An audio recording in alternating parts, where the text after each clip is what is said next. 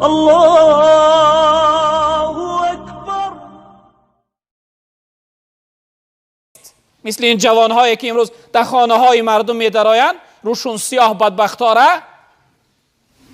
یگان گناه بزرگتر از این است برادر عزیز.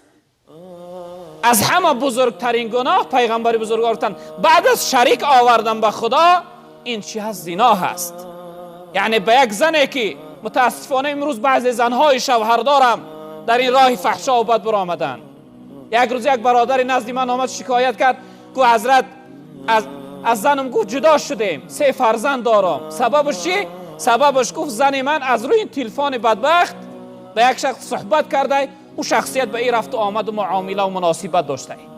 روزی آمدم در خانه پیداشون کردم. بدبختی را ببینه. خواهرهای محترم، میدان که شما از طریق نوارها سخنهای ما را میشنوید، به خود بیایید، شما خودتون بدبخت نکنه، در ملک شوهرتون خیانت نکنه. از خدا ترسیدن در کار.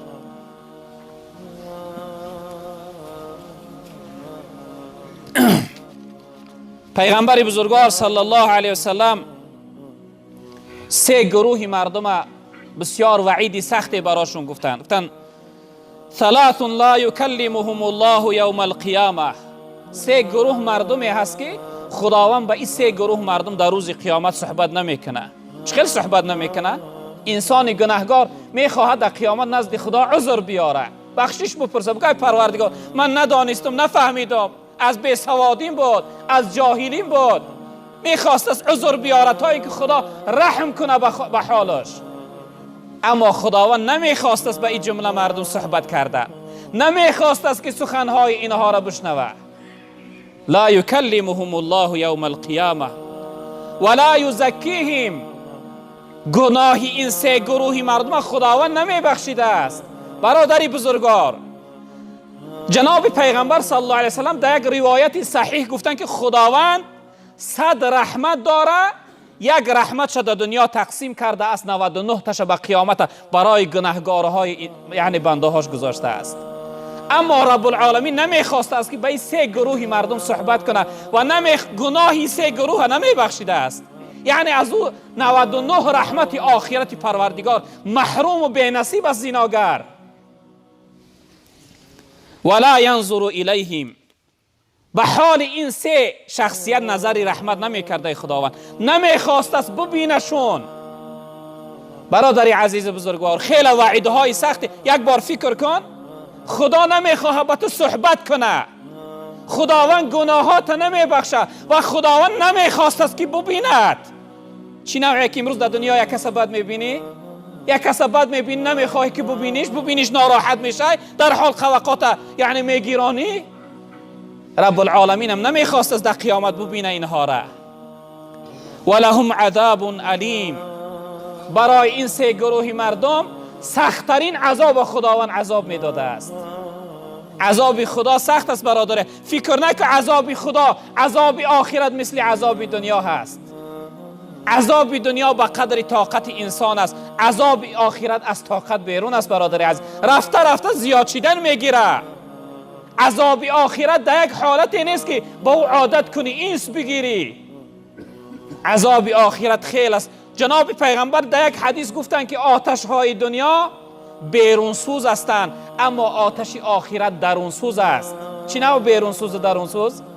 آتش دنیا وقتی در بدنت برسه، ابتدا پوست می سوزانه، بعد از آن گوشت می سوزانه، بعد از آن در استخوان می رسه. اما آتش دوزخ وقتی در بدن رسید، ابتدا استخوان خاکستر می گردانه. و چنان آتش سختی است که ابتدا استخوان یعنی درون به درون را می سوزانه، بعد از آن گوشت و بعد از آن پوسته. خداوند به این 3 گروه مردم سختترین عذاب و براشون عذاب میداده. کیان اینا برادران عزیز؟ یکمی از اونها شیخ زانین، انسان کلانسال زناگر. متاسفانه امروز در جامعه ما هستن. بعضی انسان ها موش و سفید شده است، بعضی انسان ها سالشو به جای رسیده است، به جای نصیحتگر جوان ها باشن با میفهمیم که بی نکاح و بعضی این زنهای بیگانه زندگی دارن. نعوذ بالله، پناه به خدا. بعضی شخصیت هایی که عمرش به جای رسیده، به تعبیر مولانا میگه مویم که سفید دلم سیاه است هنوز، میل دل من با گناه است هنوز. گفتم که به دل توبه آغاز کنم، بختی بدی من گفتا پگاه است هنوز. خودشان فن دارم والله، میگه پگاه توبه میکنم، اما بعد یه روز میگن دیلش زد بره حاجی فرهاد بره بشوش، بعد میرای خونه بیوش مردش میبراره با مرگ میبره. پناه به خدا ای چنین شخصیت ها خیلی اشیار بودن در کار. انسانی کلان سال رفته که در راه زنا هست، این شخصیت خداوند به حالش رحم، گناهش نمیبخشیده. جوان شاید عذرش ها بگن جوان بود، یعنی غرور جوانیش بود، عقلش نمی، اما کلان سال تو چی بلا داشتی در راه بودی؟ خیلی جوابی سختی داره. و دیگرش ملیکون کذاب و عائل مستکبر، انسانی سردار و کلانتری دروغگو. دویم جملهش کلانتری که فقط در جمعیت خیانت میکنه، فریب میکنه، در فکری ضرر و زیانی مردم است. مقصد از کلانتریش خدمتگاری نیست، خیانتکاری است. و سیمش انسانی کمبغل و ناداری تکبر. این سه گروهی مردم خداوند سختترین عذاب به بالاشون می آورد است. جناب پیغمبر صلی الله علیه وسلم در روایت دیگر گفتن که ایاکم و الزنا، تن ای مردم از زناکاری خودداری کنه، خود را نگه بداره. فإن فیه 6 خصال، زیرا اینکه در زناکاری 6 ضرر است. هر انسانی که زناکار است از زناکاری 6 ضرر میکنه. ثلاثا فی الدنیا و ثلاثا فی الاخره، 3 ضررش ضرر دنیوی است و 3 ضررش ضرر آخرتی است. برادران از اینها ضرر اندک نیستند، خوب اهمیت بده. اون ضررهایی که ضررهای دنیایش هم پیغمبر بزرگوار گفتن فذهاب البها، انسانی که یعنی که زناگار است، خداوند او را چقدر بیقدر میگردانه، چهره او را بینور میگردانه، او را در نظر مردم بسیار بد مینماید، یعنی بدنمایان میکنه خداوند. انسان زناگر چهره نورانی نداره، خوب نداره. چون که گفتیم عزیزای خدا گفتن که انسان زناگر اگر همه بحرهای دنیا را در بدنش بریزی او از جنابت پاکیزه نمیشه، فقط توبه او را پاکیزه میکنه. یکم ضرری که انسان زناگر میکرده است در این دنیا، خداوند از چهره او نور دور میکرده است، روی او را بسیار بد میگردانده است. و دویمش و دوام الفقر، انسان زناگر خداوند دوامناک یعنی کمبغلی و خاری و ناداری را در حیاتش می آورده است. انسان زناگر آسوده نمیشه، بای نمیشه و دارنده نمیشه. و آخرش و قصر العمر، خداوند عمر انسان زناگر کوتاه میکرده است، رشته عمرش کوتاه میکرده است، یعنی عمر زیاد نمیپینه. اما اون 3 ضرری که آخرتی هست، پیغمبر بزرگوار صلی الله علیه وسلم گفتن که فسخط الله، یکم ضررش غضب پروردگار، خداوند در بالای انسان زناگر در قیامت غضبناک بوده است. یعنی ضرری که انسان زناگر از زنای کردگیش میکرده است، خداوند در بالای انسان زناگر غضبناک بوده است. و سوء الحساب، خداوند بدترین و سختترین حساب از انسان زناگر محاسبه میکرده، حساب میگرفته. یعنی انسان زناگر خداوند سختترین حساب میگرفته. و دخول النار، و آخرین ضرر آخرتش خداوند انسان زناگر داخل دوزخ میگردانده است، یعنی دوزخی جهنمی میگردانده انسان زناگر. به این خاطر پناه به خدا ما و شما باید که از این عملهای بد خودداری کنیم، خود را نگه کنیم. برادران عزیز بزرگوار،